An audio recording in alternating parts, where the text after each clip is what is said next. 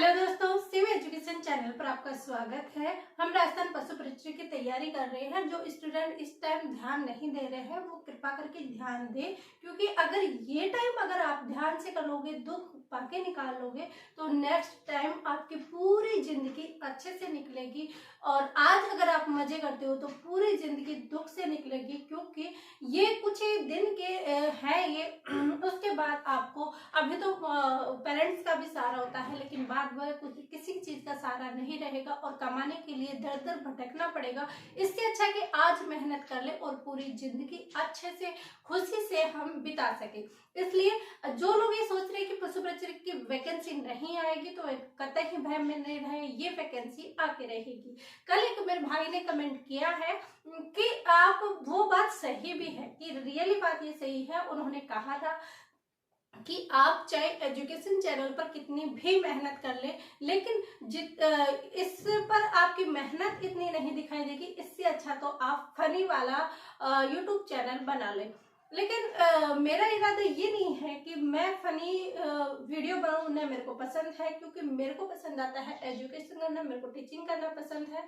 इसलिए मैं इसी चीज को प्रिपेयर करूंगी। और दूसरी बात ये है कि देखो, कुछ भी चीज हो, ये बात सही है कि आजकल जो लोग हैं, जो यूट्यूब पे जो देखते हैं, वो आपको कितने परसेंट यानी कितने लोग मिलेंगे जो आपको ऐसे फनी वीडियो देखते रहेंगे, स्क्रॉल करते रहेंगे, लेकिन ये नहीं पता कि जैसे ही वो ऐसे स्क्रॉल कर रहे हैं, अपनी जिंदगी का हर टाइम खराब कर रहे हैं। जैसे ही मिनट सेकंड वो ऐसे स्क्रॉल करके वीडियो उसको ऊपर कर रहे हैं, तो ये मानो कि ये आपकी जिंदगी का टाइम है, ये आपकी लाइफ का टाइम है, जो आप उसको वेस्ट करके जैसे डस्टबिन में डाल देते हो, उसी प्रकार ये टाइम आप स्क्रॉल करके अपनी लाइफ से निकाल देते हो। और बाकी ये बात सही है कि फनी वाले को ही सपोर्ट करते हैं, फनी वाले की अधिक सब्सक्राइबर जल्दी बढ़ते हैं, लेकिन जो असल में मेहनती करता है, एजुकेशन चैनल बनाता है, कुछ शिक्षा की बातें करता है, वो सबको बुरी लगती है, किसी को अच्छी नहीं लगती कि ये शायद मेरी लाइफ का। लेकिन हाँ, उनको कभी एक दिन अपनी लाइफ में जरूर पता रहेगा कि काश वो चीजें हम अपना लेते, वो चीजें हम कर लेते तो सही रहते, आज हम इस नतीजे पर नहीं पहुंचते। पर आपकी सोच है, हम किसी की सोच को नहीं बदल सकते, लेकिन एक टाइम जरूर आता है जो हर किसी की सोच बदल जाती है। तो हम क्या पढ़ रहे थे? हम चंबल नदी पढ़ रहे थे, और वो भी कौन सी? अफवा तंत्र के अंदर बंगाल की खाड़ी में गिरने वाली नदियों के अंदर हम पढ़ रहे थे चंबल नदी। चंबल नदी के अंदर हमने देखा था कि दाहिनी ओर से कौन कौन सी नदियां आकर गिरती है। तो दाहिनी ओर से एक तो कालीसिंध नदी आती है, और एक आती है कौन सी नदी? पार्वती नदी। इन दोनों नदियों की चार चार सहायक नदियां थी, वो हमने कल की क्लास में देखे थे कौन कौन सी है। जैसे कालीसिंध नदी है, उसकी कौन कौन सी सहायक नदी है?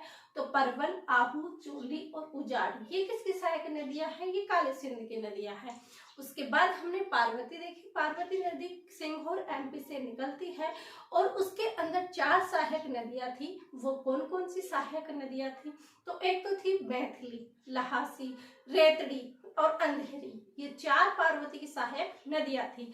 ये चीजें हमने देख ली। चंबल नदी अपना पानी यमुना नदी में लेके जाती है। इसके बाद हमने क्या देखा? चंबल नदी का उद्गम जरापाहो की पहाड़ी एमपी से होकर जैसे ही होता है, वहां पर हरिपुरा से यानी बाई ओर से साइड से मिलने वाली नदियों के अंदर हरिपुरा चित्तौड़ से एक ब्राह्मणी नदी निकलती है, और वो बैसोरगढ़ चित्तौड़ में आकर मिलती है। और बैसोरगढ़ चित्तौड़ के अंदर क्या है? बैसोरगढ़ दुर्ग भी स्थित है, जो कि ब्राह्मणी और चंबल नदी की सहायक नदियों के अंदर है। उसके नेक्स्ट हमने देखा चाकन नदी, वो कहाँ पर स्थित है? वो बूंदी पर स्थित है। और उसके बाद कौन सी नदी देखी थी? एक नदी देखी थी हमने, कुशल नदी, और वो भी कहाँ पर है? बूंदी के अंदर स्थित है। इसके बाद हमने क्या देखा था? वो एक नदी छोड़ दी थी, कौन सी? मेज नदी। मेज नदी हम आज की क्लास में लेने वाले हैं। इसके अलावा जो अदर फैक्ट है, वो भी हम आज की क्लास में कंप्लीट करने की कोशिश करने हैं। जब भी आप पढ़ो तो पिछले दिन का रिवाइज जरूर किया करो, जिससे क्या है कि आपका भार नहीं पड़ेगा, चीजें जल्दी से आपको याद होने लग जाएगी। तो चलिए, हमने ये चीजें पढ़ ली दाई ओर से नदियों के अंदर। अब आज हम पढ़ने वाले हैं मेज नदी। कौन सी नदी पढ़ेंगे? मेज नदी। अब मेज नदी में सबसे पहले उद्गम आता है। क्या आता है? उद्गम आता है और कि उसका उद्गम कहाँ से होता है, तो मेज नदी का उद्गम कहाँ से होगा, उपरमाल का पठार चित्तौड़ से किस नदी का उद्गम होता है, मेज नदी का उद्गम होता है। तो इसका मेज नदी का उद्गम कहाँ से देखेंगे, मेज नदी का उद्गम देखेंगे उपरमाल का पठार। उपरमाल का पठार से क्या होता है, मेज नदी का उद्गम होता है। कौन सी नदी का उद्गम होता है, मेज नदी का उद्गम होता है। तो फिर हम इसका विलय भी देखें कि इसका विलय कहाँ होता है, तो इसका विलय जो होता है वो भैंसोरगढ़ चित्तौड़ के अंदर आकर ये चंबल नदी के अंदर विलय हो जाती है। क्या, चंबल नदी के अंदर विलय हो जाती है। तो क्या लिखेंगे, इसका विलय, इसका विलय कहाँ लिखेंगे, भैंसखाना।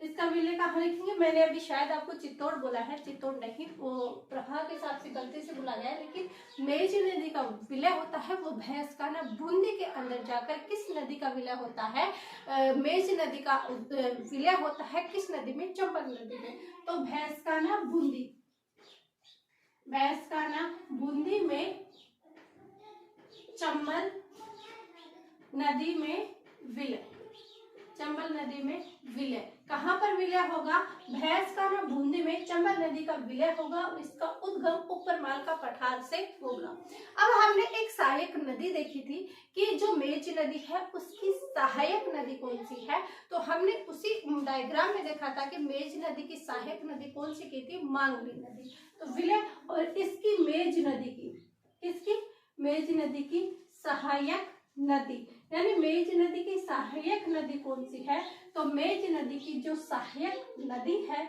वो कौन सी है, मांगली नदी,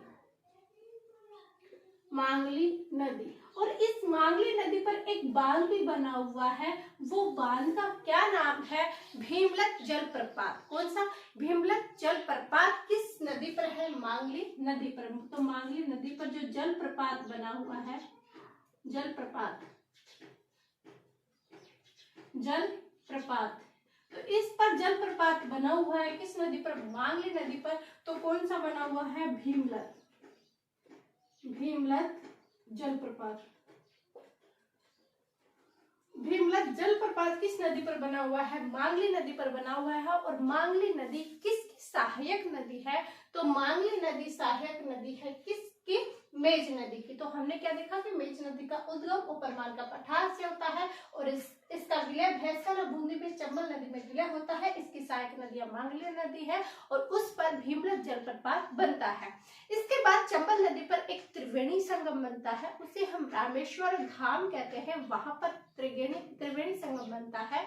तो हम इसका त्रिवेणी संगम लिखते हैं कि चंबल नदी, चंबल नदी पर त्रिवेणी संगम, चंबल नदी पर त्रिवेणी संगम, यानी चंबल नदी पर कौन सा त्रिवेणी संगम बनता है, तो स्थान लिखेंगे और उसका उपनाम क्या है, उपनाम लिखेंगे। कौन कौन सी नदियां आकर इसके अंदर मिलती है कि तीनों ओर से, क्योंकि त्रिवेणी संगम तो उसे ही कहेंगे जो कि क्या करते हैं, तीनों स्थान से आकर मिलते हैं, उसे ही क्या कहेंगे, हम त्रिवेणी संगम कहेंगे। तो आप स्थान जानेंगे, इसका उपनाम क्या है वो चीजें जानेंगे और इसमें कौन कौन से नदियां आकर गिरती है वो चीजें हम देखेंगे। तो स्थान कहाँ है, रामेश्वर धाम, रामेश्वर धाम उपनाम है तो वो है कहाँ, सवाई माधोपुर में। कहाँ पर है, सवाई माधोपुर में। तो गांव कौन सा है, यानी स्थान का नाम कौन सा है, पदरा गांव। तो स्थान आ जाएगा पदरा गांव। ये पदरा गांव कहाँ है, सवाई माधोपुर, सवाई माधोपुर। स्थान क्या है, पदरा गांव है, सवाई माधोपुर के अंदर चंबल नदी का त्रिवेणी संगम बनता है और इसे उपनाम क्या है, रामेश्वर धाम, रामेश्वरम धाम, इसे रामेश्वर धाम बोलते हैं। अब आता है कि चंबल नदी का ये त्रिवेणी संगम है तो इस पर कौन कौन सी नदियां आकर गिरती है, तो बनास, चंबल खुद हो जाएगी और एक सीप, बनास और सीप ये दोनों चंबल में आकर विलय होती है और ये स्थान का नाम है पदरा गांव। और पदरा गांव को उपनाम किसके नाम से जाना जाता है, रामेश्वर धाम के नाम से। तो बनास प्लस में सीप और प्लस में चंबल। इन तीनों नदियों मिलकर यहाँ पर क्या करती है, त्रिवेणी संगम का निर्माण करती है। ये चीजें हो गई। दूसरी चीजें हम देखे हैं कि चंबल नदी पर एक जलप्रपात और है और उस जलप्रपात का नाम है चूलिया जलप्रपात। लेकिन ये चूलिया जलप्रपात है कहाँ पर, तो चूलिया जलप्रपात भैंसोरगढ़ चित्तौड़गढ़ के अंदर है। तो चंबल नदी पर जलप्रपात और ये जलप्रपात कौन सा है, भैंसोरगढ़। चंबल नदी पर जो जलप्रपात है वो कौन सा है, चूलिया जलप्रपात। कहाँ पर है, चंबल नदी पर जो जलप्रपात है वो कौन सा है, चूलिया जलप्रपात। चूलिया जलप्रपात है और ये चूलिया जलप्रपात है कहाँ, भैंसोरगढ़।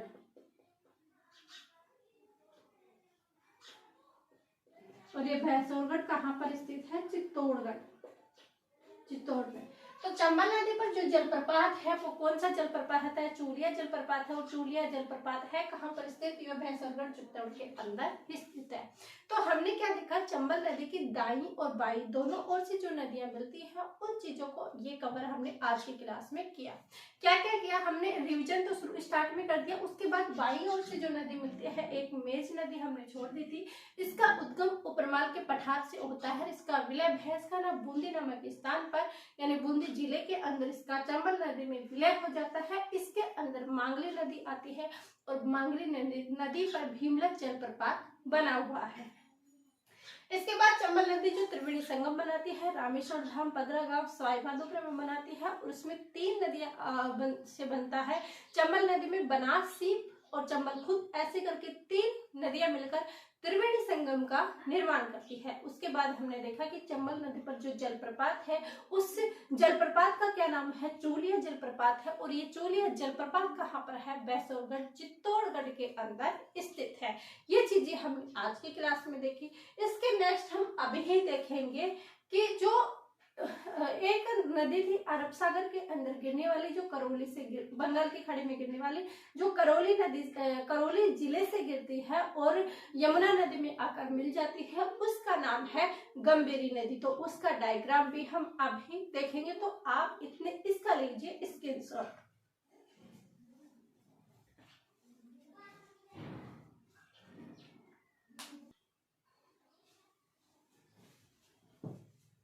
आई होप आपने स्क्रीनशॉट ले लिया होगा। इसके बाद हम देखते हैं दूसरी गंभीरी नदी। कौन सी देखेंगे हम, अब देखेंगे हम गंभीरी नदी।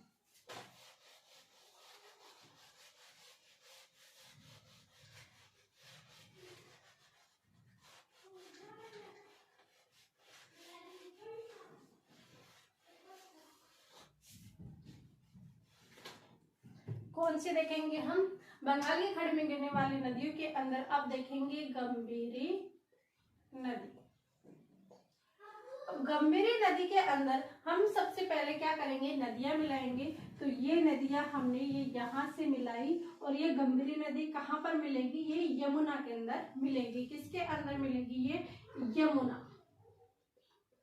यमुना नदी में ये नदी मिलती है। और ये कौन सी नदी है, गंभीरी नदी।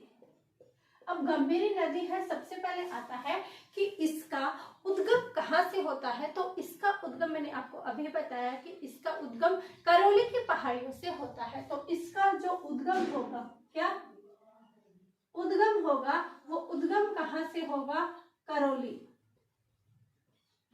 की पहाड़ियां। करौली की पहाड़ियों से क्या होता है, इस नदी का उद्गम होता है। अब देखते हैं कि इस नदी की सहायक नदियां कौन कौन सी है, यानी इस नदी में कौन कौन सी नदियां और आकर गिरती है, फिर अभी अपना पानी यमुना में लेके जाती है। तो एक तो आती है इस नदी में अटा नदी। कौन सी नदी आएगी यहां से, अटा नदी। एक यहां से क्या आ जाएगी, अटा, वो कौन सा एक डायलॉग आता है, अटा मजीद सटकली, ऐसे कुछ गाना है, अटा मजीद सटकली। उसके अंदर आप ऐसे रख सकते हो कि अटा से अटा नदी, अटा में से माची नदी, क्या आ जाएगा, माची नदी। ये दो होगी अटामटी सट्टकली से अटा नदी हो गई, और कौन सी हो गई, माची नदी हो गई। ये कौन सी हो गई, गंभीरी में नदियां गिरती है दो, कौन कौन सी, अटा नदी और कौन सी नदी, माची नदी। और कौन सी नदी इसके अंदर आके गिरती है, तो एक नदी है, इसका नाम है बरखेड़ा नदी। यहां से आ जाएगी कौन सी नदी, बरखेड़ा। कौन सी सहायक नदी आ जाएगी, बरखेड़ा नदी। इस नदी के अंदर आ जाएगी, किस नदी के अंदर, गंभीरी नदी के अंदर कौन सी नदी आएगी, बरखेड़ा नदी आएगी। और एक नदी यहाँ पर और आएगी, उसका नाम है भद्रावती। क्या नाम है इसका, भद्रावती नदी। कौन सी नदी है, भद्रावती नदी है। एक बरखेड़ा नदी हो गई, और एक कौन सी नदी हो गई, एक भद्रावती नदी हो गई। और एक नदी और निकलती है यहाँ से, और उसका नाम है भैंसावत नदी, भैंसावत नदी। तो ये इन नदियों को आकर ये नदियां इसमें मिलती है, भद्रावती नदी। तो कौन कौन सी नदियां हैं, बंगाल की खाड़ी में गिरने वाली नदियों के अंदर गंभीरी नदी है, जिसका उद्गम करौली की पहाड़ियों से होता है।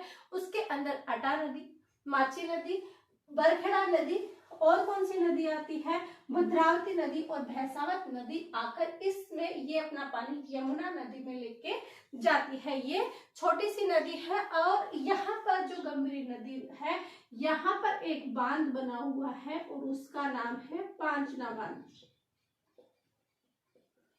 क्या नाम है, पांचना बांध। और ये है कहाँ पर स्थित, पांचना बांध, ये करौली में स्थित है। और ये मिट्टी से बना हुआ बांध है, एकमात्र है जो मिट्टी से बना हुआ है, और एकमात्र कंक्रीट से बना हुआ बांध है बिसलपुर बांध।